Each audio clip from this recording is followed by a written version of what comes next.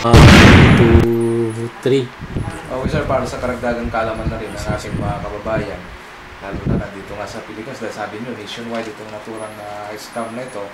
So, kailan po kayo nag-file ng formal complaint para sa dalawang ito na sinasabi nyo? Sa March 2013, last March lang. So, mayroon po bang lumabas ng mga resulta o mga warrant? Well, we are very lucky that we receive information, really, that is tantamount to the issuing of warrant of arrest sa Tarlac, with this syndicated staff. So, it is, I saw not the fiscal who decide all this. So, ilan na po yung lumabas na warrant? Ang warrant naman ay sa June naman lumabas dito sa Lingayen, at saka Bimalay, at saka dito sa Ordaneta. Incoming lang yung Rosales kasi nag-motion for reconsideration sila. Na yun nga, hindi dapat maging syndicated staff kasi dadalawa lang ang diniman namin. So, kaya nga yung question ko, lalabas na rin yung we are very fortunate in Tarlac. My hometown, my home province na syndicated staff ay yung lumabas ko. Kaya nag-motion for reconsideration sila. At sinagot ko naman yun. Dinabagin nyo din po kanina na less than 100 yung nag-file ng complaint. So may mga expected pa po ba? Meron pa kasi inihingin nila, dalawa lang eh. Eh ngayon, bibigyan mo sila ng panibagong 10 na tao na magko-complain, na i-complain namin. Number one, I know them everything because I'm very familiar. In Mindanao, I have their Joy Salvador in Mindanao, in Kidapawan, North Cotabato, because I have been there.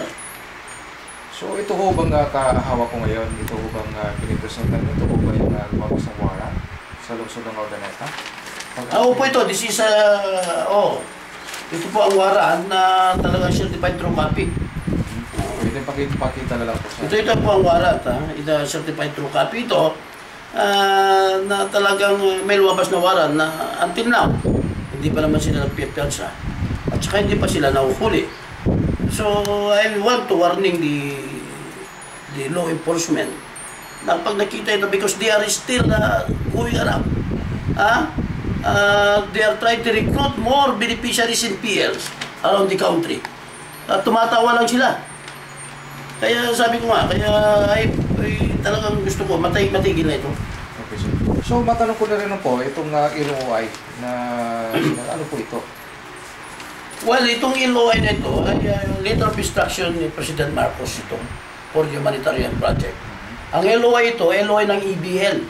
Ang bagong lipunan, we VAP the panahon ni Apo Marcos na merong budget na 780 billion pesos. If you still remember that Madam Imelda ay binanggit niya no interview niya at maraming pera nga.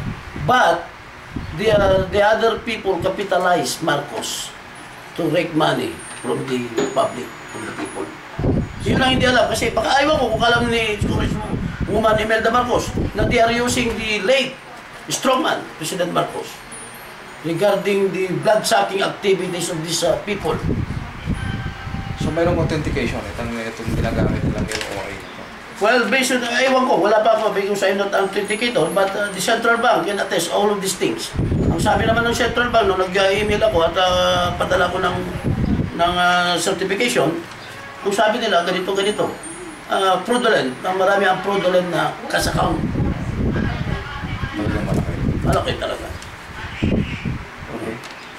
Okay, at saka isa pa, gusto ko lang maliwanagan na ginagamit nila si Pangulong Marcos. I don't know if kasi sabi nila malapit sila kay Bongbong Marcos.